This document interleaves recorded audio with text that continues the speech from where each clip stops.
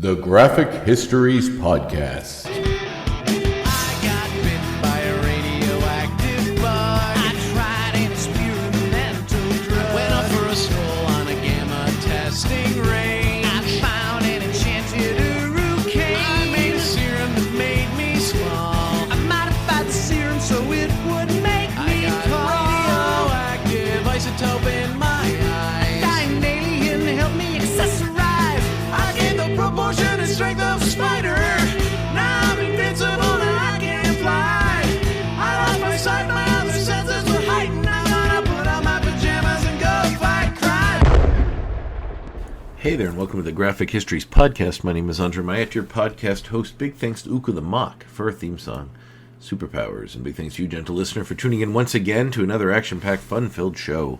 Today I talk with Helen Mullane, who is a comic writer, gone on to do some really cool work in the comics field, worked on a documentary about 2000 AD, and had her hand in a lot of interesting stuff. Most notably, she was a dog musher for 10 years, doing dog races, sled races with race dogs. And great conversation, really cool person. We have a lot of in common when it comes to our general interests. So a great conversation is to be had, and you're about to listen to it. We talk at length about folk horror, which is, of course, a genre I've always really liked. I talked about it a lot with Dan McDade as well. And man, what a fun chat. She gave me some really cool options for some horror movies I hadn't heard of. I'd thrown some at her as well. So if you're into some obscure cinema obscura, as I call it, folk horror films, this is the one for you. But we also talk about her life and sort of the majesty of nature, the beauty that comes from dog mushing and going into all these really isolated parts of the world. And yeah, quite a story, and what a really interesting person, and with a great tale to tell. And I was really happy to sit and chat with her about it. So big thanks to Helen for being on the show as well. And if you're listening, be sure to check out our sister podcast, Graphic Kiss. Oh, and that's this one. That's this podcast. That's not our sister podcast. You're currently listening to that one. I'm talking about X-Rated, the X-Men anime review show, in which me and co-host Davin Skellhorn go on talking about the X-Men cartoons. We were doing X-Men, the original X-Men Fox cartoon, then we did X-Men 97, and we did the movies. Now we're on X-Men Evolution. So you can check us out over there as we are muddling through that series, talking about all the stuff that has to do with it. And yeah, we're also doing a little bit of talk about that new Spider-Man series on Disney Plus, which is excellent. Go check it out. It's really, really, really, really, really good. Also, check out a movie that I talked about on that show recently with Davin. I don't know if it's still in theaters by the time you hear this. Probably not. But it's called The Monkey. It's by Osgood Perkins, the guy that did Longlegs and The Black Coat's Daughter and a few other movies too. But it's like a horror comedy. It's really, but like a really dark comedy, really black. A lot of the comedy comes from the obscene gore and the crazy ways people die.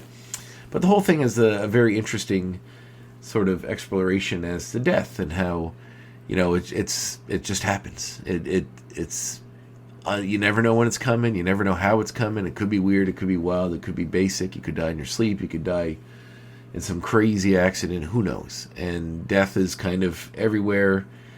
And you can't predict when it's going to happen or how insane or weird it's going to be. All you can do is know it's coming and just try to live your life and not get hung up on the fact it's going to end someday and just focus on enjoying it as it is, which is a theme that always sort of plays well with me. So I really, really love the movie. I thought it was fantastic. Theo James is in it, and some other, Adam Scott briefly, some other cool actors too. It's a great movie. And if you like that sort of thing, the horror movie, the weird horror movie stuff, the monkey's very disturbing, the titular monkey. But yeah, great movie. So go check that out. And you should also check out, which I'm sure you are if you're listening to this, my conversation with Helen Mullane. So here it is, my talk with Helen.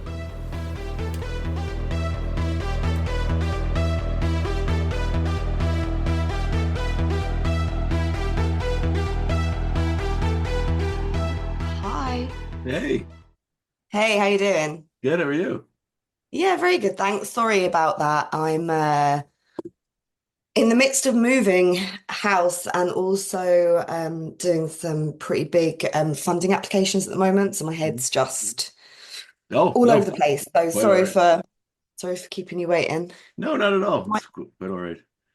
I might turn off this blurry thing. It's kind of weird. Every time I talk to someone on Zoom and they use it, I'm like, "What are you hiding back there? What is there like just a Yeah, pile? right. So like a pile of dead bodies or like like what?" I mean, I'll be honest, I have used it before to hide mess, Oh yeah, yeah. Well, that's what I assume most people are actually using it for. But to hide chaos. I like the ones Uh, where people use like it looks like a desert or a beach or like the city or something. It's like, oh, you're yeah. taking a break between fighting crime to come talk to me. I appreciate it. Uh, um, okay, I don't know how to make it Oh, go good, away. no worries. Never mind. But oh wait, I found it. There you There we go. go. Normal background. It's just a window. It's a nice Nothing window. to see here. Hey, the more I can see of you're in Sweden, right? I'm actually in Ireland. Oh, okay. The more I Yeah, can I see of lived in Ireland. Sweden for like 10 years. Uh, but I've moved to Ireland. I've lived here for almost 2 years now. Oh, wow. I love Ireland. Mm. I would happily move there in a second. Oh, cool. Where have you been in Ireland? We went, well, actually, we did a 2 day thing or 2 week thing where we went to Scotland for a week and then Ireland for a week. Scotland, we did a lot of traveling around. In Ireland, we mostly just stayed in Dublin, but then every day we did trips to other parts. So um, uh, we went to like Galway and trying to think of all the places now. There's so much. You did Galway from Dublin as a day trip. Oh, wait, no. Was it Galway? I can't remember Galway's now. like the kind of nice old higgledy-piggledy city on the west coast. Right. Maybe we didn't get that far. Did we go that far? How far would that be roughly from Dublin? Well, it's like the exact opposite side of Opposite the. side, right. Okay. But I mean, in Ireland, that doesn't mean that much. Like No, that's maybe true. There were 4 hours long drive each trips. way. Yeah, that sounds about right. It was probably, I think it was one of those ones that went like, a lot of stops along the way. So Yeah. there was some kind of a trip. It's funny because we looked at them and we went to, it was like a Game of Thrones thing. And like, I like the show okay, but I'm not like a rabid fan. Yeah. So, but it just happened to stop at like the giant steps and all these cool places that we wanted to go to anyway. Oh, So, great. Yeah. yeah, so we did that. But the funny part of that was the guy that was like host, like that was the tour guide, lovely guy, but he would like every time we'd stop somewhere, he'd be like, "Oh, do you want a picture with like he'd have pictures of the scene from Game of Thrones so you could hold up and get the photo there?" And I'm like, "No, I'm Oh, good." right. Like, yeah, like I'm not really here for that, but thank you. Yeah, yeah. There was another group that also there were several tour buses. I'm assuming other ones had gone along with the same like other companies. And there was one I remember we pulled up and we were just looking at the scenery and it was very nice. And I look back at the other bus that came up and they were like unloading suits of armor for everyone on the bus to wear. Wow. Yeah, they held swords and shields and I'm like I'm really Yeah, glad I right. didn't sign up for that one. I'm like, Yeah, but those guys were on some premium, yeah, I would say premium like photo taking shit. I mean, and it wasn't like super like it was like just kind of a cobbled mismatch of stuff that kind of make you look like some kind of a knight of sorts or whatever. Yeah, But yeah. no, I loved Ireland. It reminds it like I live in Nova Scotia, Canada, and it's Oh, not yeah. super like the like the way the sort of the woodsiness of it, the fields, all that stuff. It's not too far from here, so it kind of Mm. feels a bit like home. But I did one of those 23andMe things, and it says like way more of my DNA that I expected is from Ireland. So Oh, really? like 70%. I mean, like every Caucasian white person is usually England or Ireland, but um, yeah, it was Or like a Dutch, lot. yes. Pardon? Or like Dutch or something, right? Yeah, exactly. Yeah, We have a lot of, yeah. but my name is Oh, no, on. because you're in Canada. The Dutch is in America, isn't it? It's in the States. Well, there are certainly Dutch settlements Okay. here, but Yeah. not as much as there would be in areas of the States. Um, There's a funny thing when people are doing 23andMe is like if they are Irish, mhm. um, Suddenly they're from getting Ireland. shamrock tattoos and like getting super Well, super well, locked no, in. but I was I was gonna say is like people who are in Ireland and as far as they know they're Irish. There's a funny thing when people are doing 23andMe's and it is just like Irish. Yeah, yeah, Like that's it. yeah. There's like it's like a very I guess because of the history and everything. If you weren't, if you didn't get done over by the Spanish or the Mhm. English, then it was like a population that was just like in its own Yeah, yeah. in its own thing. So then you end up with people who are just like You just have Irish, that's It's it. just Irish, yeah. Just Irish. It was what was it? It was pretty high, but like my name is Andre Julien Mayette, which is an incredibly French name. Oh, we've got a lot of French. Yeah, Yeah. so like my dad, his family's from like an Acadian settlement, which were like French settlers way back when here. So I expected to be super French, and it was, like 9%, but mostly Yeah. Irish and Yeah. Portuguese, oddly enough. Okay. Well, they This got around.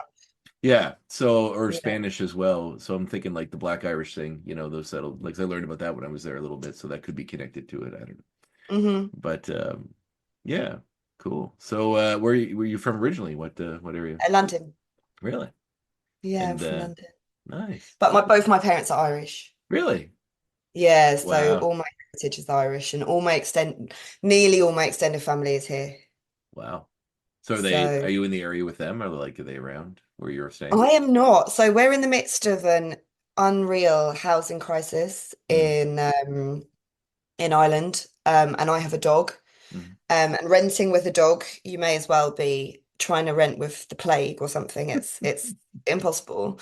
And most of my family live in pretty desirable areas mm, around the country. Whereas I mean, I actually live at the moment, I live in West Clare, which is a extremely beautiful area. mm, But I've tended to just ride the waves of rooms being offered by friends and stuff mm, for the last couple of years. It's been quite a transient kind of existence, as it is with a lot of people at the moment in Ireland, because it's such a desperate, it's a genuinely. I was kind of nonplussed by it when I was moving here because I thought, oh, I'm from London, it can't be that bad. mm. Like, what are you talking about? But it is. It's Yeah. much worse. It's No. much worse than I imagined. So I'm in the midst of moving now. To a place actually that does have more of my family in it, County Kerry, which is a famously No. beautiful county. So I will be nearer some of my family, but my family's enormous. Both my parents are one of nine each, Wow. giving it the real old school Catholic Yeah. Irish vibes. So I've got, I think, 50 or 60 first cousins. Yeah. That's wild. So I mean, we're everywhere. I'm covering a lot of the country Yeah. You're in taking over terms of, basically. yeah, yeah. If count second cousins, I've got the whole thing wrapped up. Yeah. So, Oh, that's lovely. Yeah, no, I just always sort of romanticize. I think a lot of people, like anybody, when you go to these other countries and you sort of romanticize it because you're there for like a week or a tourist. So it's like you see all the stuff like a housing crisis or whatever. You're staying in an Airbnb or something here and there. Or I think that place, well, mostly in Dublin, we just stayed at a hotel because my wife's uncle had like a ton of points. He works for some company where he travels a lot, so he gave them to us to use. So that nice. was handy. The one thing I loved about Ireland the most was in Dublin was everybody seems to have a really like we did one of these sort of tours like it's on a boat that takes you up the river and Mm. like the tour guide had like his own opinions like politically and about certain things about Ireland that would slide into what he was telling us and he would Hmm. just be like and that hotel over there is owned by a guy that thinks he can do no wrong. You probably know him as Bono, but I call him an asshole. And he was just like really I was like, oh wow, this guy really does like Bono. So Yeah, I mean, a lot of people don't like Bono. yeah. A lot of people don't like Bono, partly because he's holy. I mean, I can't abide him. Partly Yeah. because he's holy now, Oh but yeah. also because he left Ireland when he started having to pay proper taxes. Yeah. Oh So yeah. fuck him. That's Yeah, every Canadian celebrity ever. Just once they start getting to a certain level, they go right to the States because the tax system is way different down there. Like yeah. they don't Fuck say that. yeah, they don't have health care, so you don't have to pay all that. If you're going to pay for insurance, you're laughing. But the Canadian system is subsidized by the government, so Yeah. you pay more in taxes, but then you don't have to pay an insane amount of money for breaking an arm or something. So I hate people not wanting to pay their taxes. oh yeah. Really, really, really annoying. Have you paid Especially when they're attention to the rich. world? Huh? Yeah. Is that like most of the people in the world? Yeah. Yeah. Yeah, it's wild. Yeah. It's It's not. alarming to me in a way. Like obviously, it's a much bigger discussion with like the political spectrum. The stuff in the States is kind of interesting, and by that I mean horrifying. But Don't get me yeah, but it's just so like it's insane to me, like to have that level of wealth and be so like still so like do every which way thing you possibly can and not have to pay to like help other people that need programs that aren't you. If you're sitting on billions of Yeah. dollars, like what is a drop in the bucket? They're Um, so tight. It's terrible. Like if you met a person, if you could express the tightness in mhm. like a day-to-day living situation, um, if you know what I mean. Yeah, If you could like that you would be it would be such an unacceptable yeah, tightness. yeah, yeah, If you could bring it into an equivalent situation, make all the numbers work, but you're down the pub yeah, and it's to do with like rounds or something, that yeah, person would be a pariah. They would be yeah, completely unacceptable. yeah. No one would like them. This is the only like, when people start becoming like billionaires and all these corporate entities as well, they're doing things that in all other situations would be completely unacceptable and are Mhm. completely unacceptable for people with much less money. Yes. It's it's really, really gross. I mean, personally, I would tax everything. I think it should be 100% tax after you've got like, say you've got like Yeah, $100 million.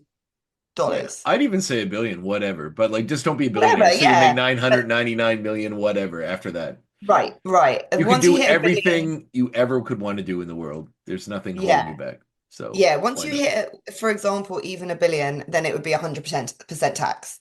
And Yeah, then you can like make all your money just for the fun of being the one that's the best at making money. It's so yeah, good. yeah. So awesome. You can have a leaderboard and stuff. Yeah. Um, but it would be 100% tax for you. I don't know No where more I money. saw it, but it was something that said like, okay, once you hit like $1 billion, we just name like a dog park after you, and you're like, I know, like, yeah. and then you just tax the rest. But I was recently reading because I was curious about it. Like, I remember one time Musk was like, I think somebody had said, some economist or something had said, like, if Musk could donate $6 billion, we could pretty much wipe out most of world hunger. And then he went on Twitter immediately and was like, show me a plan that says this will happen and I will give it to you. And then UNICEF, like a day later, sent him the plan, which was pretty comprehensive, and I wouldn't say wipe it all out, but it would certainly help. uh, it's 80% of like the places that are really like poverty stricken and full of hunger. And then he just ignored that and gave it all, and gave 6 billion to his own charity foundation, which is just a tax write-off. So What a yeah, wanker. yeah, I know. It's like I'll do it if you can prove it. And then like, here's proof, and then it's like, no, I'm still not gonna do it. Like it's so disgusting. It's, and like that's a Yeah, no, drop, and it that's is. nothing to him. Like 6 billion is Yeah, nothing. yeah, So, yeah. but anyway, that's Gross. the I know. But talking about happier things, when did you get into comics? When did you discover comic books? When did I discover comic books? Well, so in the UK we have this thing called annuals. Hmm. And you have annuals from like they do them for all sorts of things. They do them from cartoons and stuff. They used to be really popular in the 80s and the 70s. Hmm. And they would have all these different elements, including comic strip elements. So I think when I think back to my first real interaction with comic strips, it was things like the She-Ra annual, the Beano annual, the Dandy annual. And then from there, I used to I used to buy random comics on my way home from mass on a Sunday when I'd be allowed to like walk home and I had a bit of pocket money and I would go into the like local newsagent and just buy like whatever. I think one of the first ones that I can remember was maybe Amethyst or something. Oh yeah. Like I'm big into the kind of like girl heroes of any kind. If I saw any sort of girl in a cape, I'm like, I'm picking that right up straight away. That's going to be mine. But also there was stuff like Care Bears and things like that. They all had, I think, their own comic books and annuals at that time.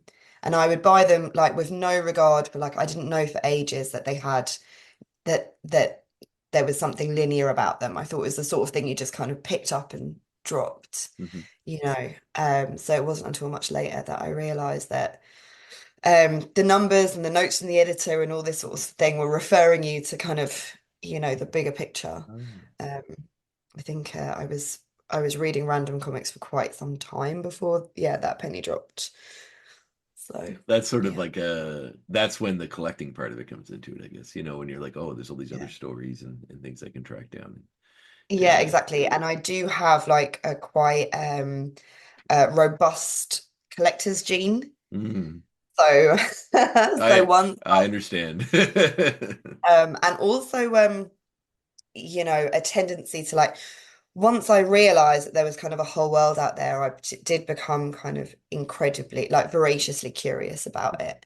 And started kind of trying to go backwards as well as forwards. But it wasn't necessarily quite as easy in those days, like in the 80s and the early 90s. It was the same with film. It wasn't as easy to find things as it is now. No. So, Yeah, it's um, insane how easy it is to find everything. Like, yeah. I was born in the 80s. I'm assuming we were close in age, but I think about that, like how like today's and not like to get on your older person soapbox and be like, in my day, but the idea that like anything and everything is available now. Like I'm a big movie person as well, and like I collect like Criterion like Blu-rays. I have Oh, yeah, like sure. thousands of them, but and you think about how easy it is to stream everything, to find every album. You hear a song, you can have everything on your phone in seconds. Like it's Hmm. insane. Like It really is crazy. the hunt Yeah. But used to be the fun of it. but even the difference between so I started kind of collecting things, Mhm, but particularly films and comics, mhm, in the I guess the early 2000s mhm, probably. Like I was very into like the rental mhm. video thing, Yeah. kind of up in my teens. That was like a huge thing. We used to have a local video store that would uh rent 5 films, like 5 videos for 5 nights for £5. Oh wow, it's a good deal. So you just get through like an insane amount of films that way. But I started collecting things for myself, and there used to be, you used to have to look in the back of magazines. You'd have like video dealers in the back of magazines. And I remember buying a book called The Art of the Nasty, just by a great guy called Mark Morris, which has got all these video nasty Mhm. artworks for all these banned films and all that sort of thing. And like getting to see any of them was almost impossible. Yeah. But then even when I started working I worked in home entertainment. I used to work for Optimum Releasing and then became Studio Canal. And Optimum Releasing did uh versions and reissues of films that be on par with, like, we used to talk to Criterion, for example. We would Yeah. talk about extras and stuff like this, and would and especially and Studio Canal have a catalogue that they're quite into, like the restoration of and all this sort of stuff. Yeah, I have a few Studio Canal releases, and I think I have the Kafka's The Trial, maybe, the release of it. And I looked at the special features and it's almost exactly the same as the Criterion one. So it's like, yeah, There'd be many times that we would that you'd like negotiate, you'd kind of sell them to each other, or you'd swap them to each other yeah, and that's stuff. fun. That's cool. Yeah, there'd be a lot of that. But in the early days of that, the rarity of a lot of the things that we were doing compared to now, Hmm. it's not even between the 80s and 90s and now that's different. Like even between the 2010s, Hmm. the 2000s to the 2010s, it's like a completely different world to now because so much Wow. has been digitized. Yeah. Anyway, that's my video rant. Yeah. Oh no, hey, I could talk video all day. I was actually really excited when I saw, I was looking a little bit about some of the stuff you're involved with. And when I saw that you work for Studio Canal and worked with EOne and that stuff, I was like, that's really cool. Because like I'm big into the collecting boutique label stuff of movies that I love, Mm. and Arrow, and which is the UK one. I have a Yeah. lot of Yeah, theirs. I worked for Arrow as well, Oh for a really? bit. Oh Yeah, I cool. freelanced for Arrow. Yeah, yeah. Nice. I It was was a big summer. fan of I still buy a lot of their stuff, but I was a big fan of their podcast as well that just ended. But Mm. um Yeah, that was Arrow are really cool. great. Yeah, no, it's their releases are so cool. And like I guess it's funny because sometimes you'll like, as someone that loves film like that, so you buy all kinds and you see all kinds of different stuff, and like you look at the Criterion stuff and it's all this very arty, artistic, and then you'll find something from Arrow that's just some ridiculous like gutter bad horror movie that's like so bad, but there's enough passion for some people to I watched, was a Microwave Massacre not too long ago, and it's like one of the Yeah, worst right. movies I've ever watched. And I'm just like, oh God, Okay, But so definitely shout out to you and Arrow, who yeah, is like directly responsible for nearly all of those really? slashes because he's just obsessed. with these super rare, often super bad slashes that he elevates Well, far most of beyond what any those. reasonable person would do, which I adore. But I love that. Like that's what I love. I'm like somebody Yeah, loves this that much that they went through the effort to restore, like lovingly restore this yeah, movie. And it's it's like, wild. yeah, most of those are best suited like to be in like a midnight screening where you have a bunch of people around you laughing at some of the most ridiculous stuff. Yeah, But no, I just like the love and the attention that's paid to it is great. And it's actually like getting into that world. And sometimes like if I go to a store, there's not a lot of places that that a lot of them sell the new ones, but sometimes there's a few places in my area or around it that sell, people will sell their old copies of stuff. So you can like buy used copies and find. So there's Arrow ones I haven't seen. I usually grab them if they're not too expensive. And when I was in Ireland, I remember I went to, the Tower Records and is it Tower? Is that what it's called there? It's in like a, Dublin. yeah. And I remember going through all of the Arrow ones and finding what ones are region and not region specific, so I could buy them and bring them back home, which are so much cheaper there. But I have a region free player now, so it's not a problem. But Ah, they that's the stuff. some friends gave me one for my birthday a couple of years ago, and I was very very happy.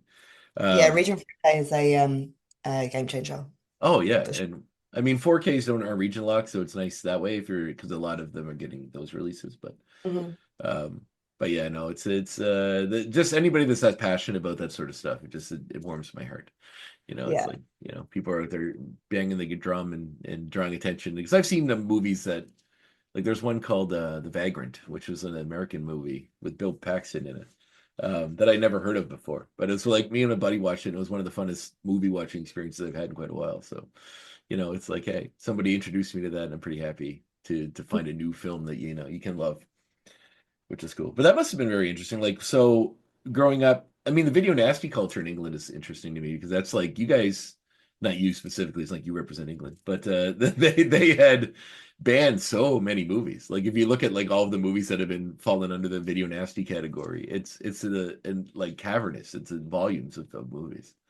Yeah, I think a lot of films were the victim of too good marketing, Hmm.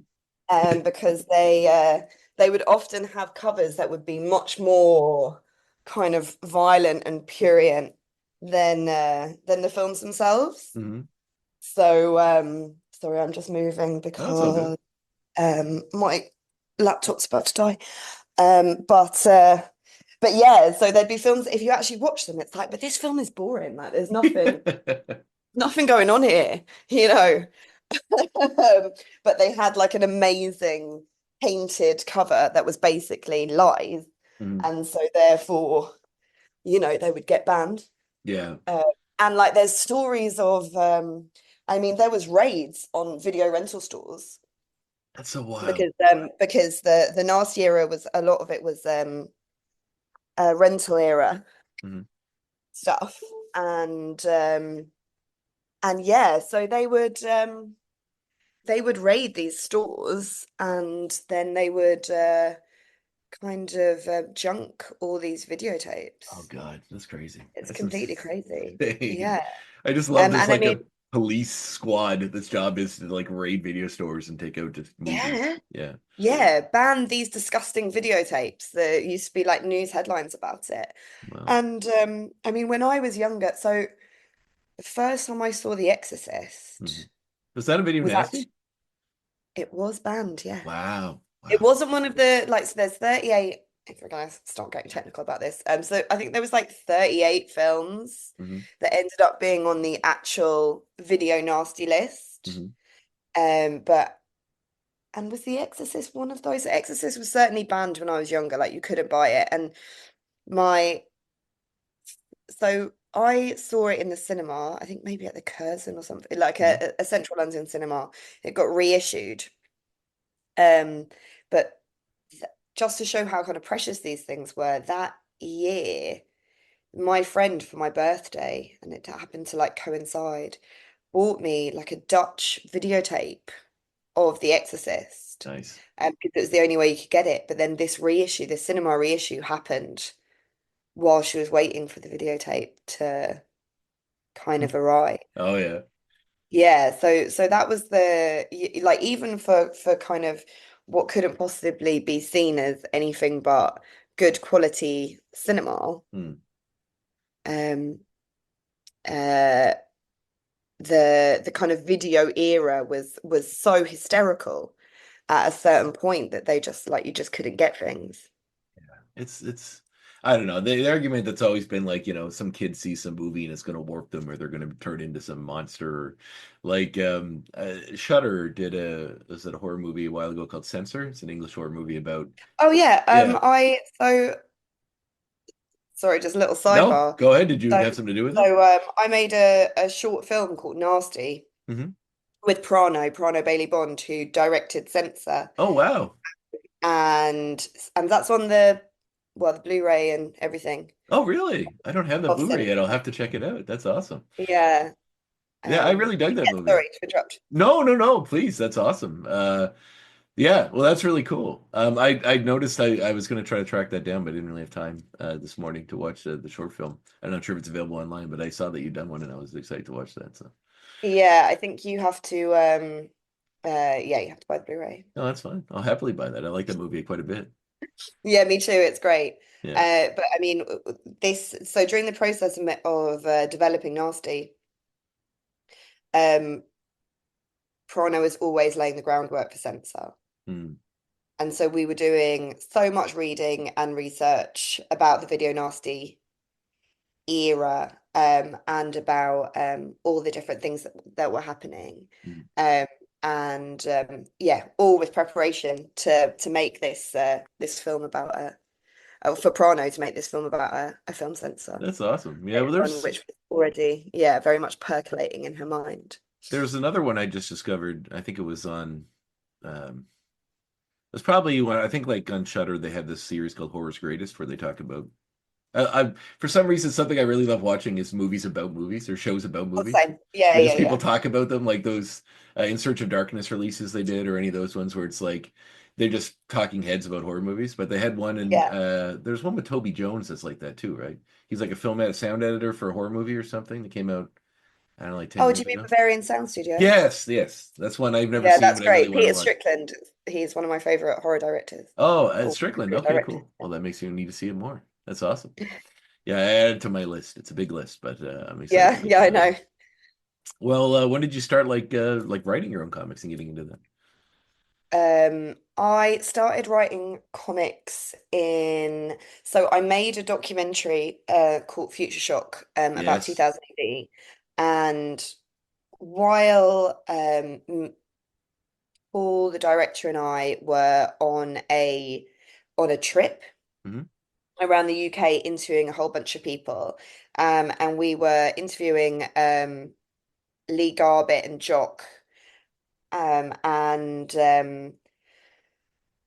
there and I sorry, it's a really garbled answer. So we were out interviewing them, and then met up with some other comic friends who were all live in the same place. There's a Hmm. little town in England where there's just an absolute hub of comic creators. And so we all went out, and I got talking to Dom Reardon, who I knew a little bit, but this is kind of the our biggest time chatting about folk horror. Oh, Uh, oh man, I love folk horror movies. yeah, same. And so we were talking about folk horror movies and folk horror TV shows Hmm. from the 70s, which is a real passion of mine. Oh yeah. And I I- told him about this idea for a Druid story that I had as a TV show. And he loved it. And he said that if I were to write it as a comic, instead of pitching it as a TV thing, then he would draw it. And he's wanted to do a project like that for a long time. So I was like, sweet. And I went away, and I mean, it took me absolutely ages. I sat on it for so long. Mhm. But eventually I emailed him um, with the scripts for what ended up becoming Nick Nevin and the Bloody Queen, which was my first book Mhm. with him. And yeah, he really liked what I'd done. So even though I'd left him hanging with it for like, I mean, at least a year, um, if not more, he agreed to go forward with it, and so we started pitching it around, and so yeah, Humanoids picked it up in the end, Nice. and yeah, ended up being my first book. So then, ever since then, I've been writing comics. Nice. That's awesome. Well, I was going to talk to you. I guess that's sort of a lead into the 2000 AD documentary. So, growing up, I assume you're a big fan of 2000 AD comics. Was that something that? Yeah, I was a relatively late starter with 2000 AD. Mhm. I kind of became aware probably in my like late teens, early 20s. But yeah, once I discovered Judge Dredd, and particularly like I really like Nemesis Mm, and stuff like that. Like it when it gets really, really weird. mhm. Um then like as soon as I became aware of it, then I fell in love. I mean, it's such a cool kind of punk rock comic book imprint. So yeah, I really kind of got into and Halo Jones and stuff like that as well. I can't remember when that first got reissued, but there was a reissue that Yeah, I guess I became aware of I have at the some point trade of it. in I'm my, not sure when that one came out. It's like a yeah, compilation of, maybe I was in yeah. my 20s or something. Yeah, sounds about right. Yeah, and so yeah, so in a piecemeal way, I kind of became aware of some of the classics. And I think like when I was coming up in like my teen years, I was more of like a classic kind of DC girl. Hmm. That's like what was exciting to me at the time. Like all the Um Vertigo stuff. yeah, Yeah. exactly. And but then also like kind of I was a really big fan of like Swamp Thing Mm. and all that sort of stuff. Yeah. On the classic lines. And also I'm a real sucker for a superhero team. So I love JLA Mm. and Justice League International and all the Yeah. silly stuff like Oh, that. those are great. Yeah, yeah, yeah. I love that shit. And Green Lantern as well. Oh, nice. Um, but those that I mean, the 90s was wilderness years for a lot of comics, to be Yeah. fair. But um, Golden but era. yeah, but it was a wilderness. It was certainly a wilderness time for 2000 AD. So I don't think that like I don't think for me I was quite the right age Mm. for that to hit in my teens because I don't think that they were really doing they got into all that kind of lad vibes and all that sort of Well, it thing. seemed like a lot of the You know? the creators that were sort of, putting it on the map at that time, like before in the 80s, all kind of got poached by DC. Like a Yeah, lot of those exactly. Karen guys. Berger took everybody away. Yeah. Right, right. I didn't talk to her, I would have loved to, but I talked to Paul Levitz and um some other people that had worked around that time, like that were kind of around the editors that were hiring like Morrison and Moore and all these guys at the time, and just sort of about Delano and about what they were sort of, and he was very nonchalant about it. He's like, they just seemed like the best people at the time, and that's who we hired, and I'm just like, but like, there's some fan part of you have to fight when you're talking to these people and not be like, but it was like the insane amount of talent you brought in and all the insane amount of stuff they did. Like, yeah, they seem good, it was whatever, they But have a that's all job. in retrospect, isn't it? Yeah, it is. Yeah, When they were bringing them in, they weren't legends yet. that's true. Yeah, I guess there is some, I mean, but I guess if editors become starstruck, they're gonna be shit editors, so. Oh yeah, no. Then I've talked to Mike Carlin too, who did like Superman books during the Death of Superman storyline, and also very. But he's a little more like you could tell there's a real like Leavitz is just a very cool character, and he's probably had to do some hard decisions. I remember one thing I didn't really know about at the time, and if I had, I might have tried to ask him, but I don't try to turn these into an antagonistic thing. It's just like a conversation. But I know he was the one that pulled that Warren Ellis shoot storyline for Hellblazer.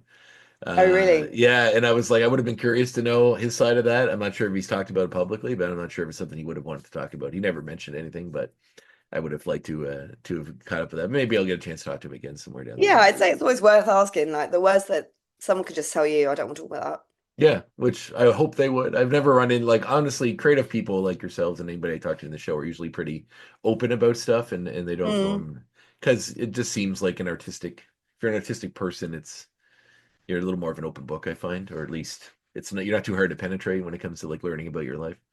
Yeah, Uh, right. well, what was like, I guess getting to meet all those people through 2080, like I'm a massive Grant Morrison fan. So sitting down with him Mhm. must have been very interesting. Yeah, sitting down with Grant was really, really fun. Hmm. He's another one. So we share a real love of folk horror. Mm. Well, we're going to And talk about that. I'm a huge folk horror fan, so.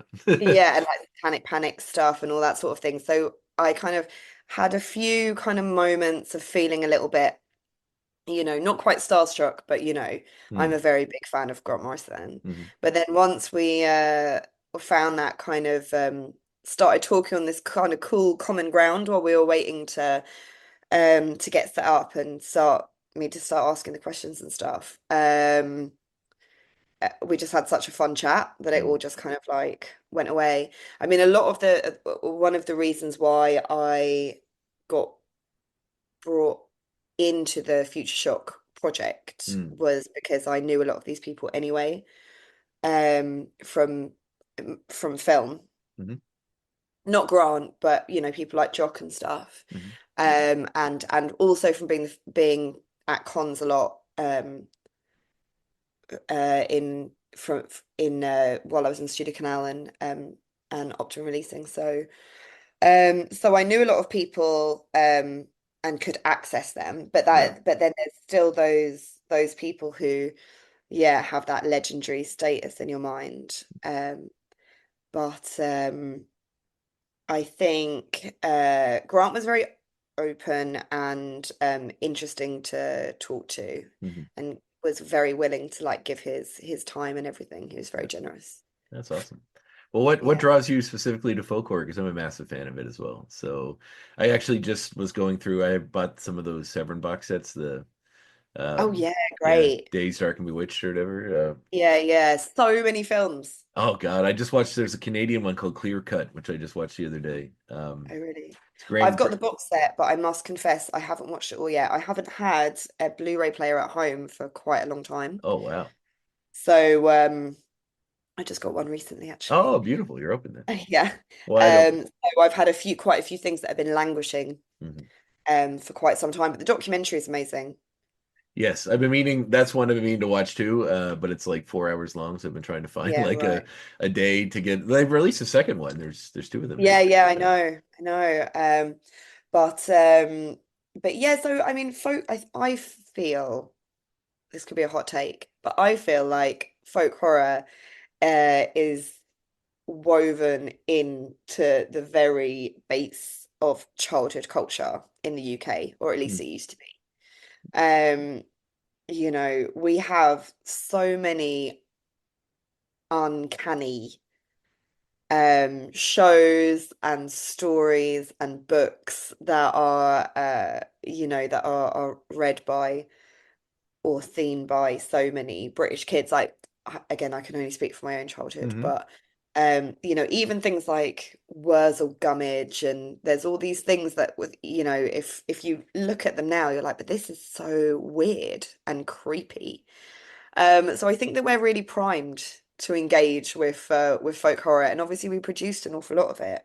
I was gonna say a lot of the ones that are in those box sets are English movies, so or Irish I movies. really, Yeah. yeah, I do think that there's something in the bones that brings British creators to folk horror. We used to have some amazing opportunities as well for people to be able to make weird stuff. That means we've got loads of great folk horror TV things. I was gonna So talk about that. At Christmas, you guys would have like every year because they just put a bunch of them on Shudder this past Christmas, and they would oh have yeah, like what like Ghost Story and stuff. yeah, like these mini little horror movies that would that different creator would do every year at Christmas time. So it's like an English tradition to read like a ghost story at Christmas, right? Yeah, ghost Um, stories at Christmas are definitely a thing. And I mean, let's say, so obviously we have the BBC. mm, And at the beginnings of television, we only had BBC. It was just BBC. mhm.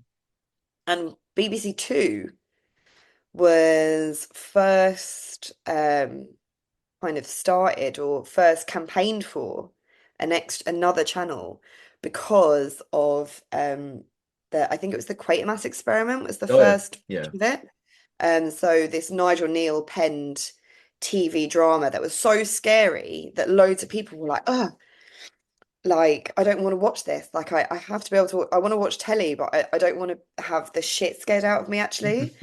And and that was like the beginning of like of having multiple channels. Yeah. So Well, that was a big inspiration for Doctor Who too, isn't it? The Quatermass experiment. yeah, I guess so. I mean, Yeah. Nigel Neal is like an iconic British screenwriter, and he does, I would argue, folk horror infused sci-fi, but Nice. also, he's got some really cool classic kind of folk horror stuff out there as well.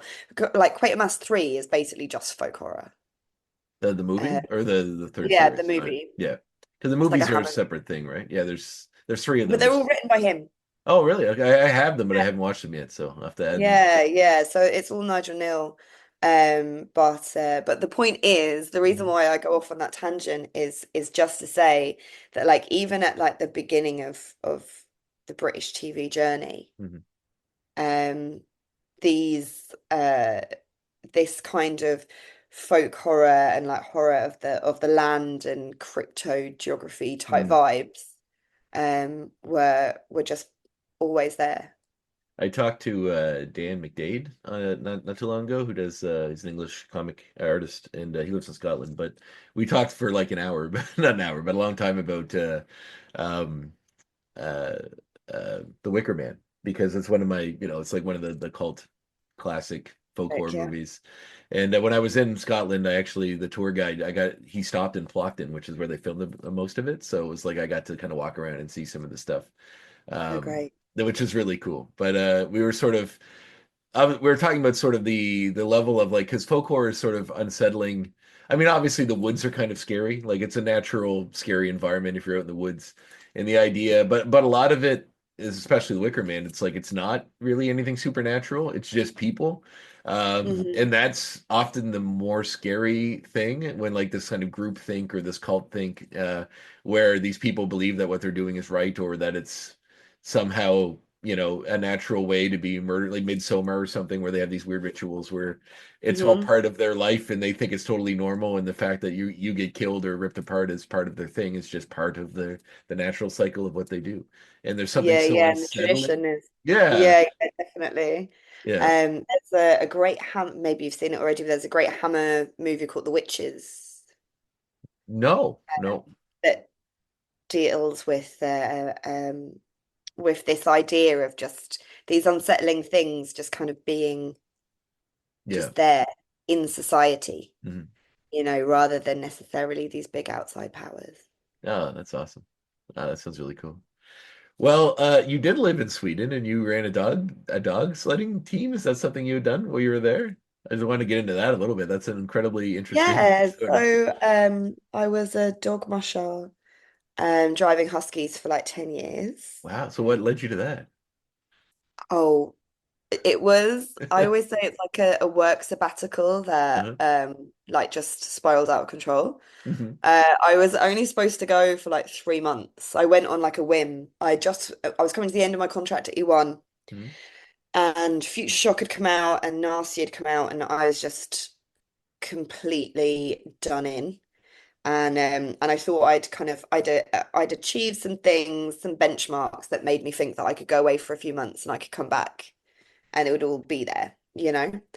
And so on a whim, I emailed these people that I had done a dog sledding, like 1 hour dog sledding thing with, um, in Norway on holiday with my friend. Hmm.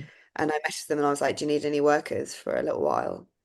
And they got back to me like immediately saying yes. I found out later that it's because it was quite a bad place to work and everyone was leaving and they were desperate. But anyway, they said yes within the hour. And 2 weeks later, I was in Norway. So there was no time to think, there was no consideration, there was no planning. It was a complete whim. And then 3 months into it, I wasn't even thinking about leaving because I was so into it. I was so into this life. 3 months turned into 10 months, and then I went to Alaska, and then I went back to Norway, and yeah, and then I went to Sweden, and then it was 10 years. Wow. Um, and when I was in Sweden, that's when I started racing seriously. Yeah. So I did some of the biggest races in Europe. Um, Feynman was the biggest one I did. It was like 650 kilometers.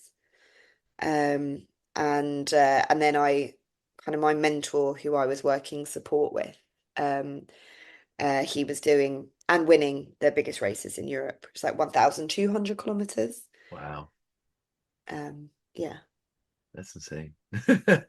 The level of I mean, doing races of that length in that environment, there's gotta be these strange moments of quiet where you sort of like I don't know, like I often talk about with friends this sort of like when you're in a certain part of nature, when you're sort of like say you're out in the woods by yourself or you're Mhm. somewhere where it's sort of like nature sort of like there's something about it that kind of goes through you in a way. And I imagine being on these long stretches where just you and the dogs going in these, barren Arctic areas. It must be easy to kind of feel that existential dread of being like a small piece in a very huge tapestry, right? I would say it's the opposite of Really? existential dread.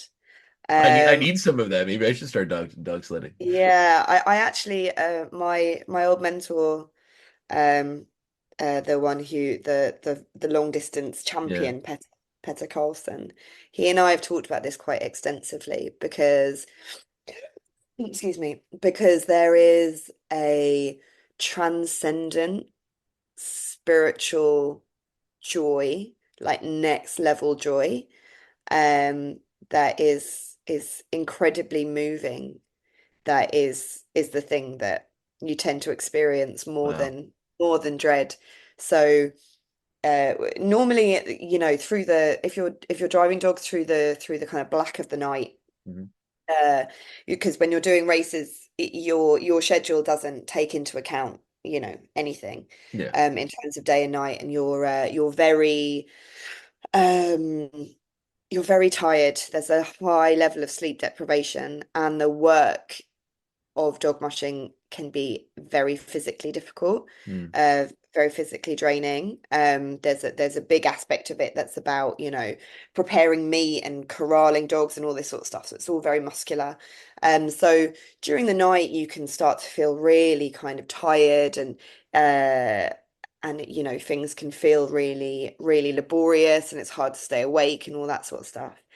But then you'll have these moments where, you're cresting a mountain that you've been spending the whole night climbing up, pushing your dog sled and helping the dogs and all this sort of stuff. And and then you kind of start to crest it, and the dawn sun is rising in front of you, and you've got this huge snowy vista starts to become visible, and and you're just completely overcome with the joy, and with the beauty and the luck of you being here in this moment to witness this thing that is so special, and then on top of all that sort of, broader, wider nature, you also have these dogs in front of you who've been working away, you know and who you kind of have so much love for and respect Mm. for. So, I mean, I would tend to just, there would be many moments when I'd be moved to tears, Oh. uh, by these sort of things. So yeah, rather than existential dread, more like very, very deep moments of joy and connection. Yeah. Oh. Well, hearing you describe that is makes me want to sign up. That sounds awesome. Let's- This conversation has been sponsored by the Swedish yeah, that's Tourism. right. That's right. They get a real uptick, like in a thousand Yeah. people are all of a sudden signing up to be the dog sledders. We'll bring it back. No, that's no, that's amazing. Like I'm a big animal guy. I'm sure you've seen a few cats running here. Yeah. So the idea that like it's just you and these animals, against the world essentially, it seems like I can really get behind that idea. I guess like I do appreciate. I don't want to make it sound like I'm just mired with existential dread 24/7. But I'm just like, But yeah, but no, as much as the average person that thinks too much probably is. But like sometimes being in an area like we just got to Mexico a few weeks ago, and there's an area of the beach where you're just sort of like there's nothing behind you, you're just out and you're just looking at the expanse of this beautiful sort of and there's times where nature sort of and it's kind of tied to folk horror maybe, but it's probably the beauty and the other side of it as well, that like it's sort of you feel like you're part of a bigger whole. And like Mm, sometimes that can be scary and sometimes that can be really rewarding. And it like I feel like being in a situation like that as you described, and instead of going the other way where you feel insignificant, where you actually feel like you're a part of everything would hmm be incredibly uh a good antidote to that feeling, I suppose, where you kind of feel like, Yeah, even though I will say, so I won't say too much about it because there's actually it's not announced yet, so I can't talk too much about it. But I have a book that maybe connects with some of these ooh, I was gonna say you could things do in a our cool little conversation. folk horror thing about a dog sledder on a trip. That'd be actually really interesting. Ah, cool. But something that may or may not feed into it. Like even though, like I say, it's mostly either like technical, tiring, or joyous. Yeah.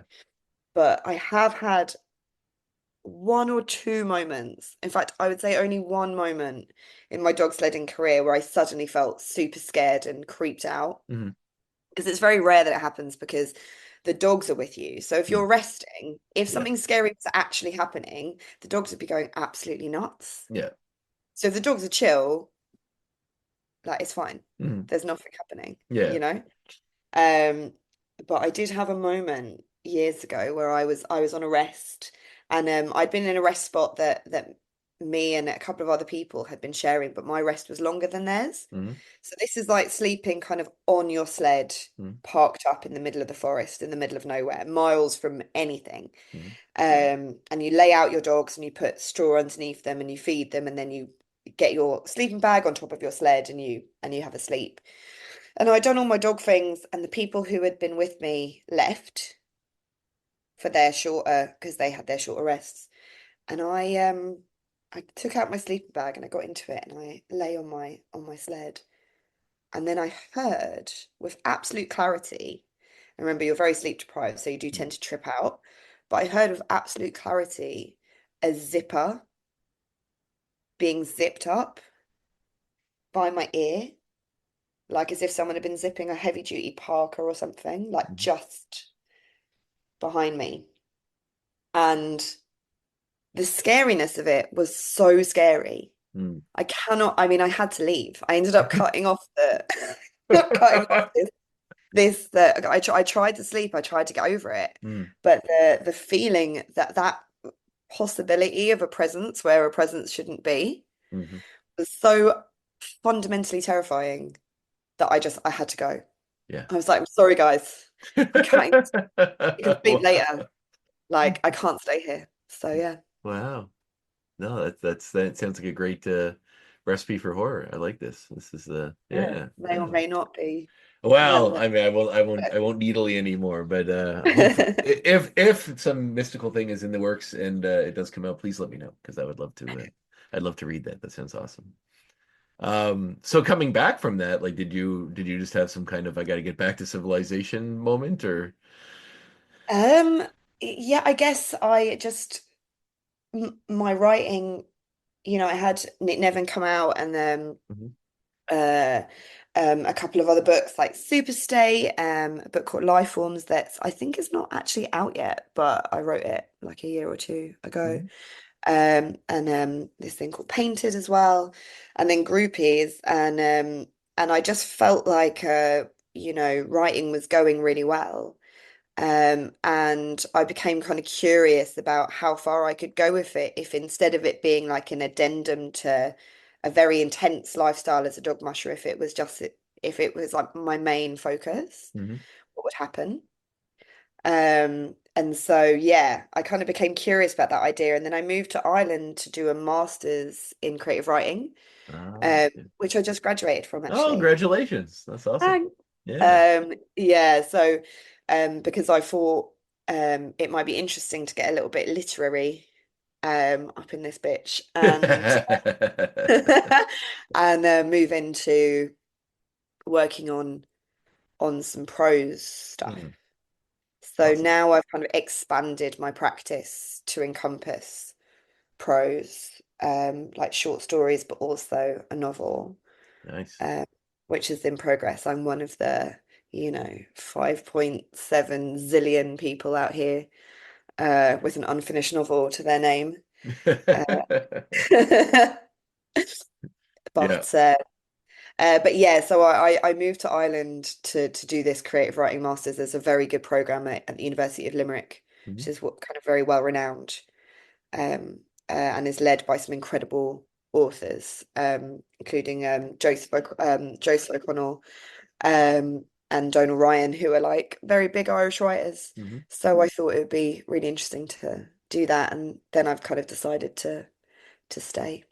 Oh, that's really cool. Does it Mm. like I like artistically, I find whenever I talk to folks like yourself or other or just in conversation in life, talking to people that do artistic stuff really jazzes, like fills your battery to want to go out and do your own stuff. Being in a creative situation like that, like going through the creative writing class with people teaching you like those gentlemen, um, like it must be incredibly inspiring. Like I imagine, and like most creative people, I also have like 1,000 ideas, and you do one, and then you get another one, and it's you leave one behind, and you got to finish the Mhm. thing. But I imagine it's got to be slightly overwhelming with all the creativity that comes out of those sort of meetings, and or is it because it's Yeah, structured it's in an really educational way? It's more easier yeah, to digest. I found the at first I did find it really intimidating because I dropped out of uni when I was 20 or whatever. Mhm. I never finished school and never finished that sort of aspect of my life. So coming back and being in a group with a lot of very highly educated people who are kind of very practiced at living that more academic life, um, and who had that literary aspect to them. At first, I found it really, really intimidating. But over the course of the course, Mhm. I discovered like different aspects of my own voice that I didn't necessarily know were there. And I kind of always thought of myself as someone who really, well, I mean, I didn't always think of myself as a writer at all, but once I started thinking of myself as a writer, I thought of myself in this sort of lurid kind of B movie, um in those sort of terms. I thought that Mm. that's kind of where I'm at, which is something I was very happy with because though that's my favorite. It's my Yeah, favorite stuff. nothing wrong So with it's that. fine. Nothing wrong Yeah, I with love that. it. Yeah, exactly. But over the while I was doing the course, I realized that actually there's a lot of different aspects to what I like to write and what I can write successfully. Mm. And so I discovered all these different kind of flavors of what interests me that I didn't know about before. And that was so incredibly rewarding. And I learned a lot about not self-limiting. I think a lot of the time we can have these ideas of ourselves as creative people that lead us to pigeonhole our own voice and our own Mm. creativity in a way that's unnecessary. And the kind of the world and commerciality is going to do that for you anyway. Yeah. So try and keep that out of your own practice. Mm. Don't think of yourself as I am this sort of writer, I'm that sort of writer.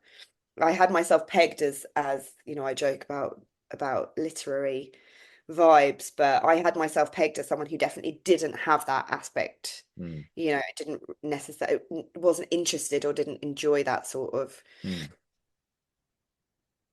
aspect of prose, Yeah. that more elevated, whatever bullshit. Um, but then I was kind of exploring and writing pieces that I thought of as genre pieces, and then Mm. getting told, no, but this is this actually. Like, why are you saying that you don't want to do this? And this is what you're doing it. Yeah. So it's a really amazing kind of confidence building um, process, Oh, and lovely. and my s- viewpoint broadening experience, I would say. Well, that's lovely. Yeah, there's, I think in the literary world, there's a level of pretension that, that depending on the world you're in or what aspect of it you're in, that sort of builds up in a way that like it, it feels like you can't, like you're in a different level because you're never going to be, I don't know, like some huge writer or some. I'm trying to think of Yeah, specific examples of like the best, like I don't know, Moby Dick or something, right? Like, yeah, yeah, one of those sort of things. But like some of it's brought on by, I think it's because we have a nature of people that like artistic work or do artistic work to sort of elevate these people into levels beyond humandom. Like this, you'll yeah, never reach what that guy did, or because it's just yeah, perfect as it is. And the idea that you can achieve that just seems like so impossible to you that you don't even recognize it when you are in your own level. So it's nice yeah. to have Also, people around you that do that. yeah, I get. Sorry to interrupt you there. No, I was thinking that the kind of literary thing, the literary label is yeah, really off-putting it is. anyway. Because like you say, it's you do associate it with like pretentiousness and stuff Yeah. like that. But that's not the defining thing of No, it. and those writers probably wouldn't at the time, or even if they were, Hmm. a lot of them are gone. But like, if they were here, they probably wouldn't loop themselves. I'm sure Kurt Vonnegut didn't sit around thinking I'm the best writer of all time, Yeah, or act that way. And if you listen to interviews with him, he certainly was very self-detri, sort of deprecated himself a lot. yeah, But honestly, for my writing, he's one of my favorite artists, or Douglas Adams. Like whether he's considered one of the best writers of all time, I think so. But whether the world yeah, in yeah, general doesn't, I don't, you know what I mean? Like his stuff kind of gets wrapped into that. So it's a level of like even those people don't. It's just other people have elevated to this level. yeah, That's totally. yeah. The other thing with the literary Mhm. um label to things is Mhm. that one of my biggest pet hates in this world. It's one of my biggest peeves, most irritating things is when you have something that's sci-fi or horror or Oh. whatever genre, and then it gets called like literary horror. Mhm. Or with film, the equivalent would be like Elevated. elevated. Yeah, I don't And like that it's either. very fuck off, please. Yep, Sorry, am I I allowed agree. to swear? Oh, I haven't 100%. Yeah. thrown this Oh one. yeah. Yeah, okay. No. It's I very fuck off, please, because all you mean is like it's something that you like, yeah.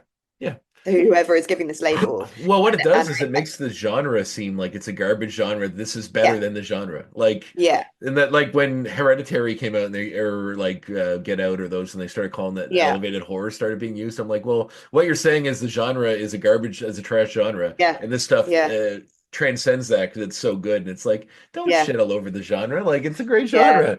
There's so much Yeah, good yeah, stuff in very it. offensive, Yeah. very unacceptable, absolutely not. And so I think I also had like I went into to like this course, for example, not just with my own kind of insecurity, but Mm. also with a little bit of a chip on my shoulder Yeah, I get that. of being like, oh, okay, high culture is it? Why don't you all, and Well, so that was quite a good thing, I guess, to get rid of, even though I do stand by my opinion on yeah, the no, you're literary and right though. elevated. Because it's like what is like it's funny because horror always seems to be sort of relegated to a lesser genre. Like, Mm, in films it's very rare a horror movie gets nominated for a number one, for best picture. yeah, I'd yeah. like Big Signs of up the the Lam substance. Yes, which I love that movie so much, which I thought was great. I was telling the story to someone recently. My wife just, it was her birthday not too long ago, and she went to watch a movie and she hadn't seen that. I saw it at the film fest, and I just got the Blu-ray, so we put it in. I was like, probably not the best movie to watch on a woman's birthday, and it's just like dealing with these subjects of like, oh, the world passing you by Oh, a as you get year older, older. are ya? How about Yeah, this? yeah, yeah. Yeah. Hey, she really enjoyed it, but yeah, it's but yeah, like I call Sons of Lambs a horror movie. Most people call it a thriller.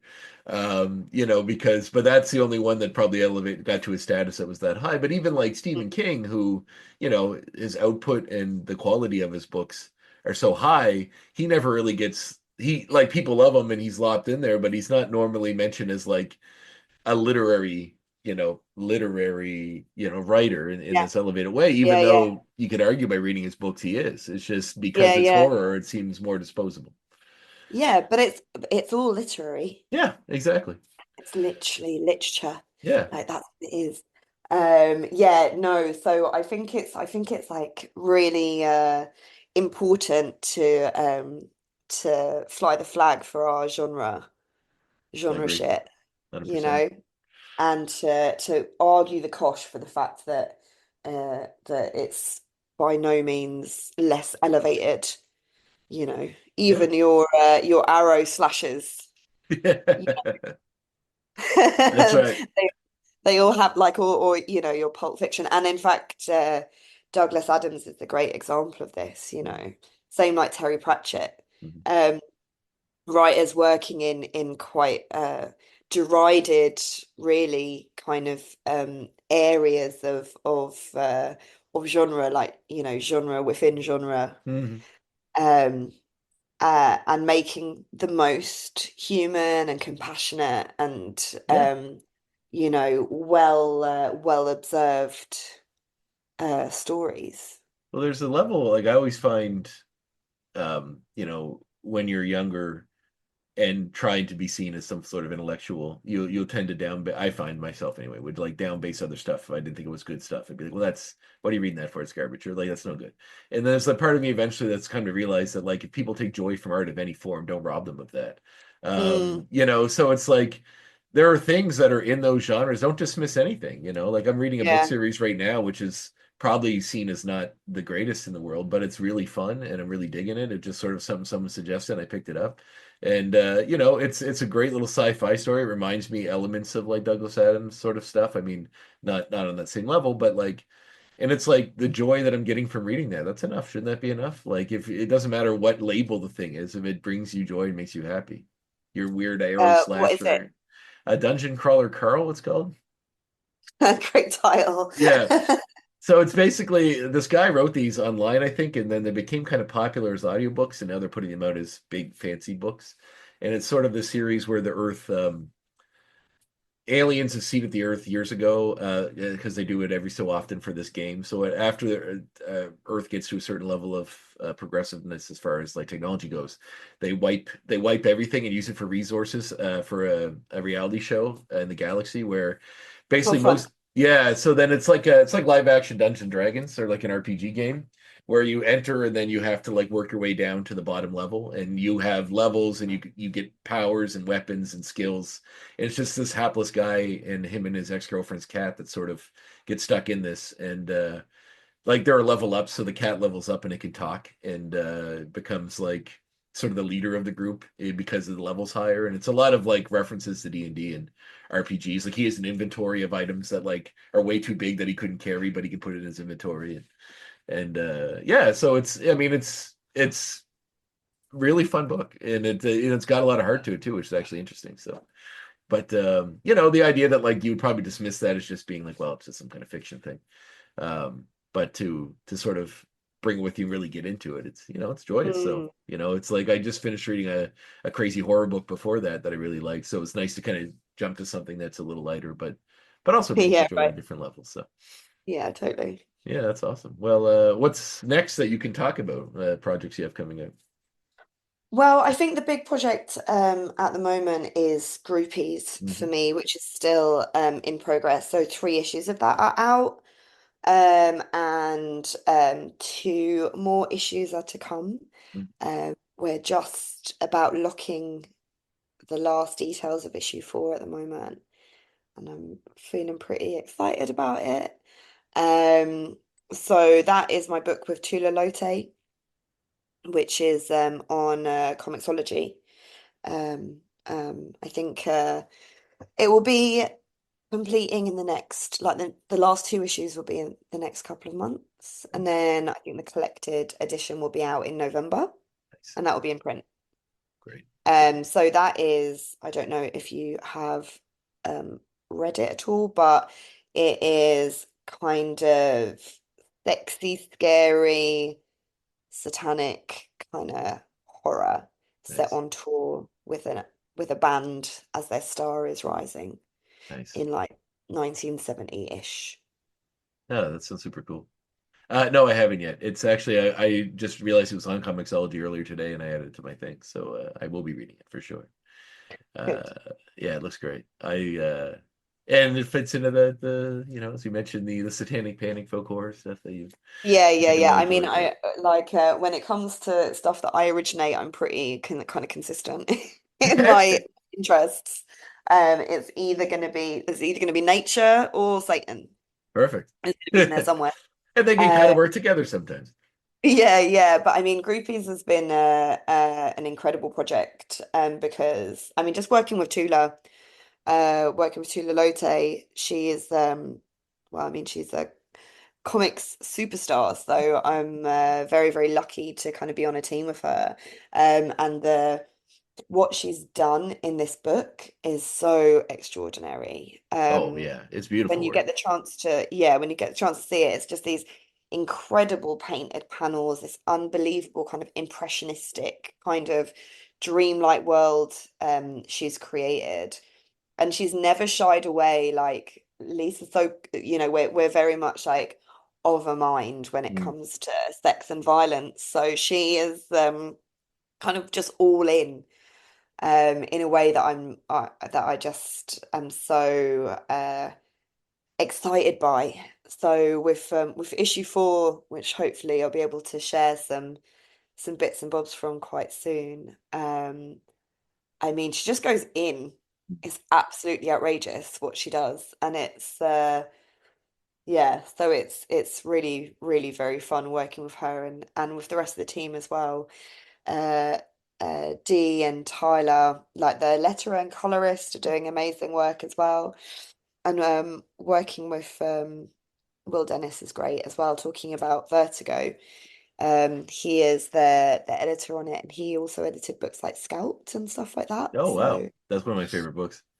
yeah, so it's fun to be in the middle of such a such an all-star kind of team. That's really, really cool. Well, Yeah. before I let you go, since we're talking about folk horror with such abandon, do you have one folk horror film that I may not have seen that you would suggest? Okay, so my personal favorite of the lesser seen ones, but Mhm. you have got this box set, so I maybe you've do. seen it, is Penda's Fen. No, I haven't watched that one yet. Yeah, well, Penda's Fen is like such a favorite. I love that film. It's Really? really, really incredible. Okay, Yeah, it's excellent. amazing. And it's Alan Clark, I think, and it brings it's such an unusual human kind of story at the center of this very, very weird folk horror film.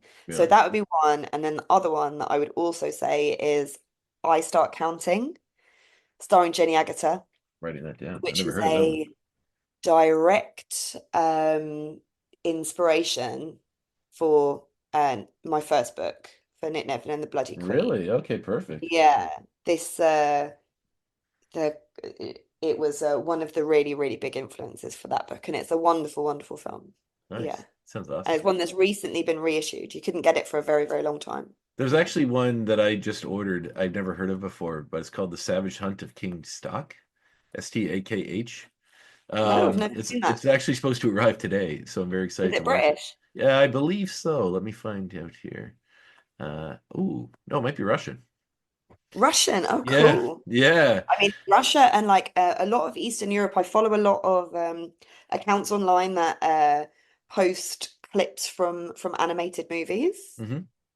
from Russia and I mean from the kind of a lot of the former USSR Yep. kind of block, and like there's some absolutely amazing folk horror stuff. Oh, yeah.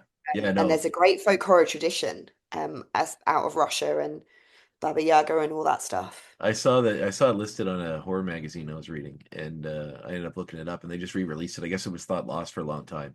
So Oh, based on a cool. novel by a Belarusian writer. Oh, okay. I'll butcher his name, but Ula Desimir Karatkevich. But yeah, it looks really Okay. interesting. Amazing. Yeah, That I will look that up for sure. check out Clear Cut too. That's a good one. That's one I just recently watched. It's a Canadian one. Graham Greene, he's a indigenous actor that's Canadian. He was in Dance with Wolves. Like almost any movie that has Native Americans in it, he's in it. Yeah. But it sort of really deals with Canada's relationship with our Indigenous people and the sort of colonialism and the reservation system Oh, cool. and how that. But actually, enough newer ones. One that I would kind of stuck with me was The Ritual. Did you see that one? Oh yeah, I did see The Ritual, yeah. Yeah. I just think the creature But design is so interesting. That's more yeah, the most drawing part of it. that one was in Sweden, right? I think it's an English movie, isn't it? But they're in the Yeah, but woods. Yeah, it's in English Sweden. Yeah, guys in Sweden, I yeah, think. So yeah. I was really distracted during that movie because I actually the region where they are, the King Sledding, Hmm. I know it really well, Oh, really? and like yeah, I don't know. When I was watching that film, I got really distracted by I think my friend that I was watching with found me really irritating. So I was like, that doesn't seem right, and blah blah blah. So I didn't manage to suspend my disbelief for that one, unfortunately. Well, that's just one of the newer ones. I mean, there are so Yeah. many. The other one they did with Into the Woods, I think it was the newer one that I really liked. oh, really? Okay. I think it's called Into the Woods or Under the Woods. It's by Your Man Who Made Kill List. Oh, Ben Ben Wheatley. Ben Wheatley, right? That's right. Yeah, yeah, Yeah. yeah. It's really, really cool. Because I his recommend that one. Field in And England is in that box set too. oh Um, yeah, I love Field in yeah, England. I but I love a haven't good seen that yet either. cheesy, really kind of but I mean Under the Wood or Into the Wood is also very trippy. Or Into the Earth. Into the Earth. God. It's called Into the Earth. Yeah, you're right. Into the Yeah, Earth. Yeah, yeah, yeah, okay. yes. I That was gonna say I'm familiar with him doing a weird environmental sort of horror movie, but I couldn't remember what it was called. But yeah, isn't um he just did like the last Meg movie, didn't he? Like Meg 2 or whatever, the big shark movie. yeah, Yeah, he dowas that thing where he goes between making huge Hollywood films and yeah. then making like weird little films. He also Oh, did it's not folk horror, but it's amazing. What was it called? Happy New Year, Colin Burstead or something. oh, okay, cool. Which was it's just like a really uncomfortable, awkward family drama. Family spend New Year together and it's just dreadful. Which I really, really recommend. But I was going to say on a folk horror note, there's also Starvaker. Did you see that? No, but that's on my list too. Yeah, there's an I feel like I'm always saying there's a folk horror renaissance on because I think that folk horror is eternal Oh and yeah, it's just always happening. So it always feels like there's a renaissance, and there but are it's some that just sort of brush not it. always making it. Like it might not be take place in the woods, but there's an element of it that really feels like it. Like there's an Irish horror movie I watched. It was one of my favorite movies this past year called Oddity. Oh, Odyssey Uh, was great. Yeah, yeah. yeah, I really, really like that. Like I did my top 10 list for the year and it made it. Like it was, I really like that movie. But there's something Yeah. like the wood thing, you know, and the kind of the house is sort of in the woods. Like there's an element of Hmm. it there. But yeah, no, there's so much to draw from, and like Yeah. even the old ones like Witchfinder General or those sort of ones, or Yeah, brilliant. like that was a really Blood on fun one too. Satan's Claw. Oh yeah, or VIY. Oh yeah, right. Yeah, so there's so much out there. Anyway, if Hmm. you see any cool stuff, let me know. I'll pass it along. Yeah, okay. We got to keep the folk horror flag waving. So That's it. Keep it going. that's right. Well, thank you so much for being on the show, Helen. This is awesome. All right. Thanks for having me. Yeah. Well, have a good rest of your day. Yeah, you too. Have a good one. All right. Bye.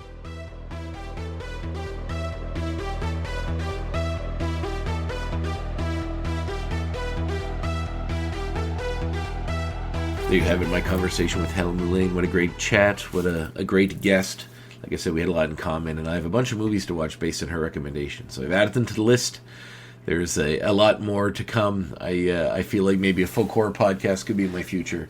I just need to find some goddamn time, and that's really hard. So I have to focus on the two I'm doing currently.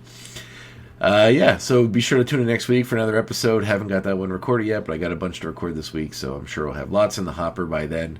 In the meantime, stay safe, have fun, read some comics, watch some horror movies, go read the Stephen King short story The Monkey, and watch the movie if you can find it. It's probably on streaming by now.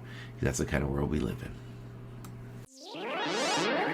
The Graphic Histories Podcast is a proud partner of the United Federation of Podcasts.